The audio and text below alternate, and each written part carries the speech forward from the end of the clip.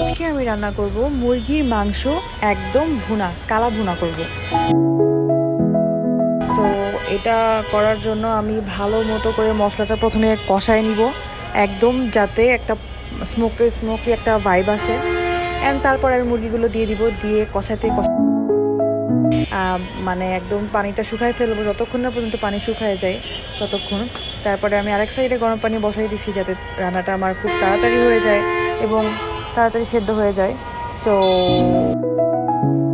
আমি ভালো করে কষাই, হালকা একটু পানি দিয়ে ঢেকে দিয়েছি।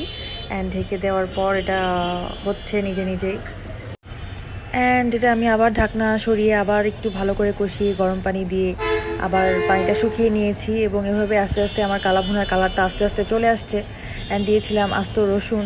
অ্যান্ড এটা দেখতে দেখেন কেমন হয়েছে, মানে কালারটা এরকম আসবে।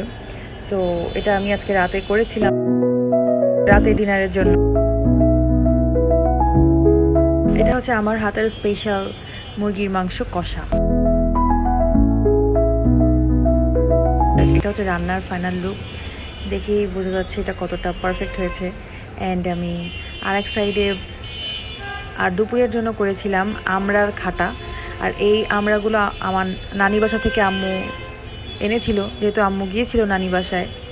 সো আসার সময় এনেছিল, অ্যান্ড নারকেল এনেছিল, অ্যান্ড সাথে অনেক কিছু এনেছিল। তো নারকেলগুলো আমি কুড়িয়ে এটা দিয়ে আমি আমড়ার খাটা বানিয়েছি। এই প্রসেসিং করতে করতে আমার আমড়ার খাটার যে ফাইনাল লুকটা সেটা আমি দেখাতে পারিনি, ভিডিও করতে ভুলে গিয়েছি। তো এভাবেই নারকেল